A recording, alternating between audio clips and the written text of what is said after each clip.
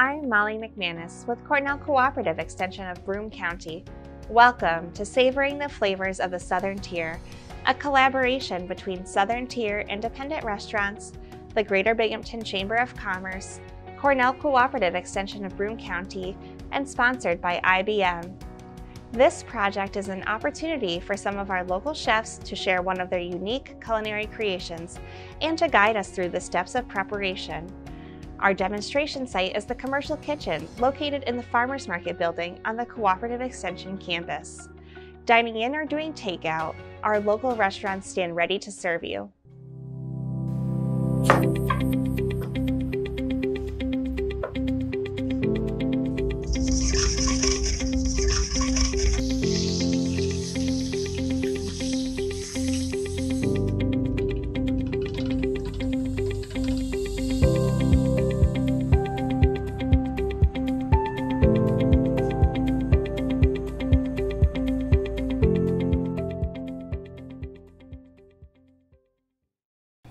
Hi, I'm Dave Gatto, part owner and chief cook at A Tavolo Italian Restaurant, 42 Shenango Bridge Road in Shenango, across from the Price Chopper. Today I'm going to be teaching you how to cook Chicken Riggies and giving you hints of how to serve it at home. I've been cooking since I was 16 years old, almost 45 years now. I started as a dishwasher, and one of the first things you learn as a dishwasher is the more dishes you know how to cook, the fewer dishes you have to wash. So I learned how to cook a lot of dishes really fast. Alright, here's the list of the ingredients that you're going to need to make chicken riggies at home. First, rigatoni. We use rigatoni because, well, heck, it's chicken riggies. But the rule with pasta is the thicker the sauce, the thicker the pasta. You can use penne, you can use fusilli, you can use spirals, whatever you have on hand. Salt.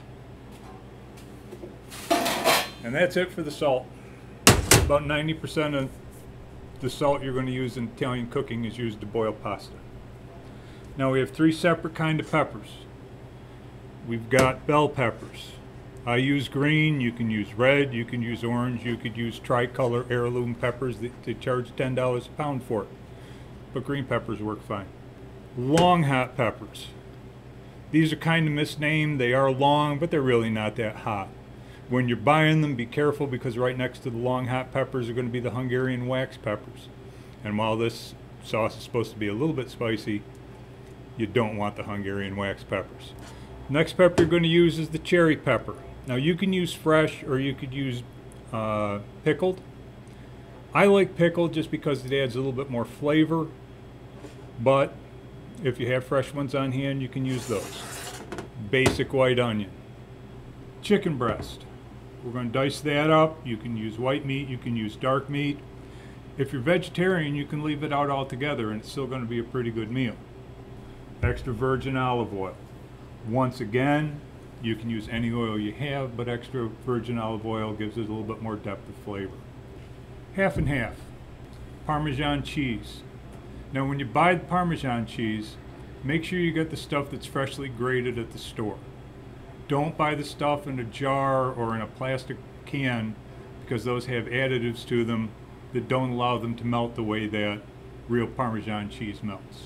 The final ingredient we have on the stove already is our marinara sauce. Obviously at the restaurant we use our own homemade marinara sauce, but if you don't have homemade marinara sauce at home, you could use a jar of ragu or prego, or honestly something a little bit higher quality than that, but it's all going to work out the same in the end. And we have a good bottle of Chianti. We're not going to cook with it. That's for you when you get done.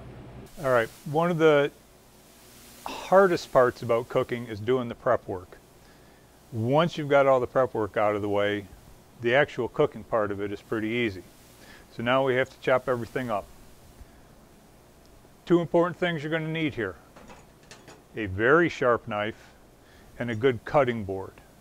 Now, if you have a cutting board at home, there are only three kinds of cutting boards you should have. You should either have a stone one, either granite or marble. You should have a tempered glass one. This is bamboo. If you have those little cuts in your cutting boards, throw it away, because you have to soak them with Clorox every time you use them. All right, so first, we're going to cut up our green peppers, our bell peppers. Not overly difficult. When we make these at the restaurant, we use about 1/4 of a pepper per person. So I'm trying to make dinner for 4 here. So we've got a whole pepper. As you can see, with a sharp knife, it makes it really easy. Next, our long hot peppers. Good thing about them is you can cut them in half and get your cutting time in half.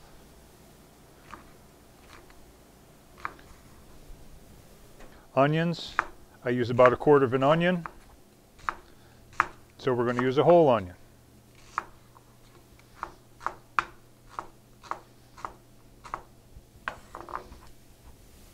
Cherry peppers is where you get to decide how spicy you want to make this. The more cherry peppers you use, the spicier it's going to be. We use a blend, but I'm not expecting to come up with smoked paprika at home.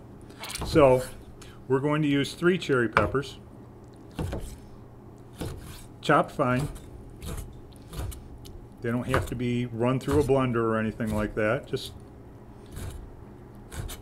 chopped up good. This would be medium spicy. You'll feel a little bit of heat, but you're not going to be running for the bathrooms because of it. Parsley, we're basically only using parsley as a garnish at the end.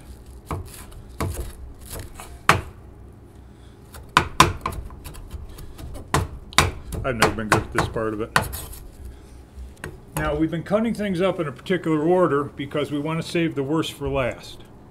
Raw chicken.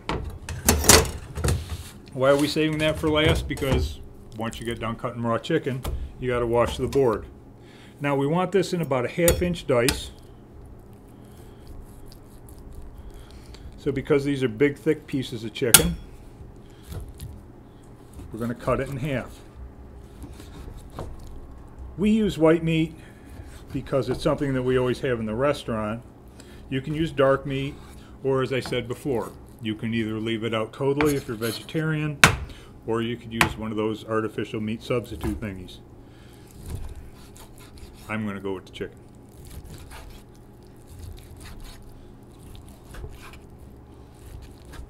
We use around 1/2 pound of chicken per person. So this is going to come out to be about 2 pounds of chicken. Like I said, they were large breasts, but heck, they were on sale. Now, you've got everything prepped. Now it's time to get to the stove. All right, now that we've got our pasta water boiling, we're going to turn on our frying pan to high heat.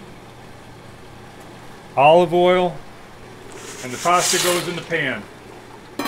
We now have 9 minutes to finish this recipe. All right, green peppers, onions,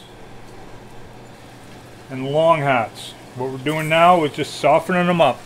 You don't want them cooked all the way down because they're going to add a little bit of texture to the dish.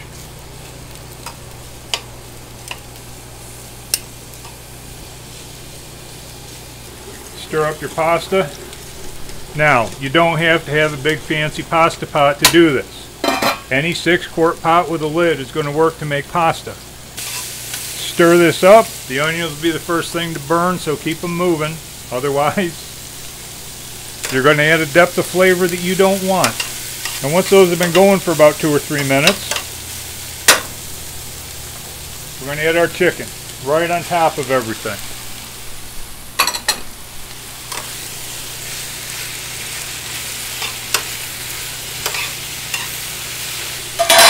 Take the top off that because everything's boiling now. Now basically all you want to do is add a little bit of color to the outside of the chicken. Cook it through probably 75 to 90%. You don't have to cook through 100% because we're going to make a sauce on top of it. And now our diced cherry peppers.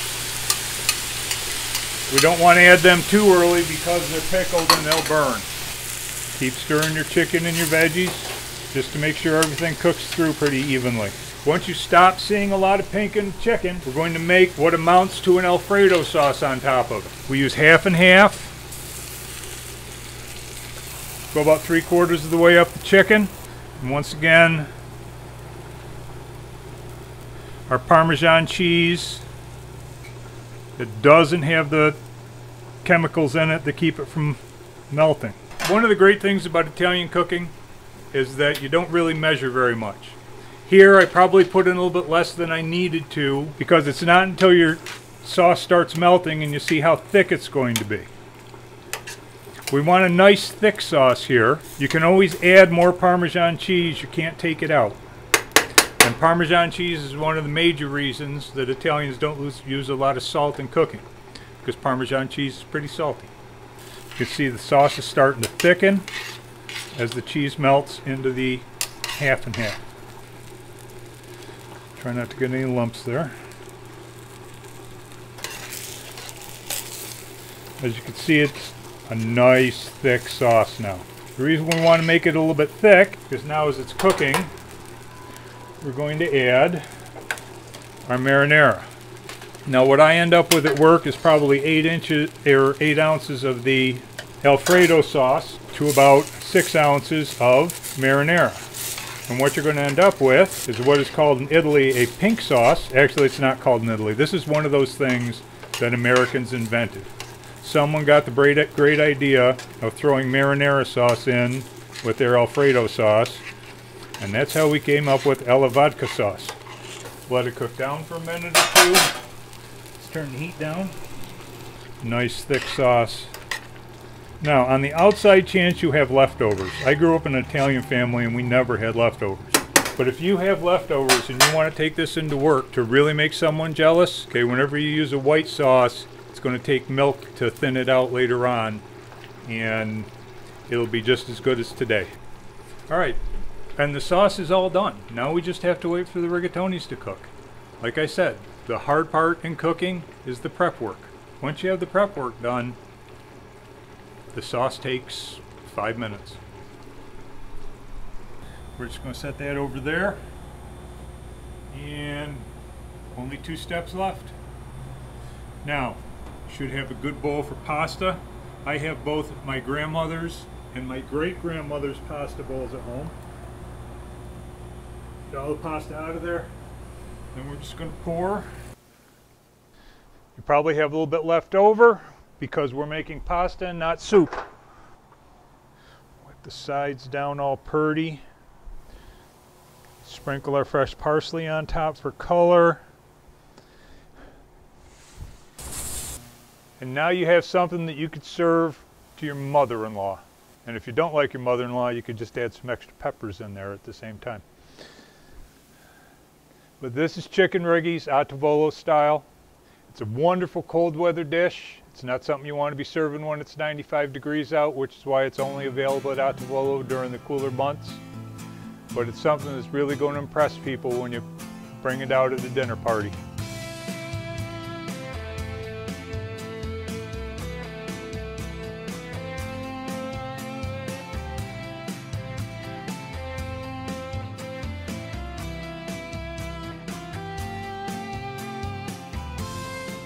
Once again, I'm Dave Gatto from A Tavolo Italian Restaurant, 42 Shenango Bridge Road, across from the Price Chopper in Shenango Bridge. Thank you very much for stopping in and checking out how to make chicken riggies today. I hope you saw that it was as easy to make for you as it was for me. We're available for curbside takeout, no contact. We're available for dine-in. And now that the weather is starting to change, as soon as it gets warm out, we have one of the nicest decks in the area for outdoor eating.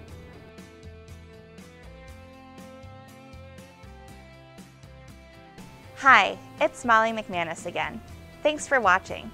I hope this demonstration provided some useful tips for the next time you're in the kitchen. If you enjoyed the video and would like to see more like it, we'd welcome your financial support. You can make a donation on our secure website, stir-local.com. Thanks again for tuning in.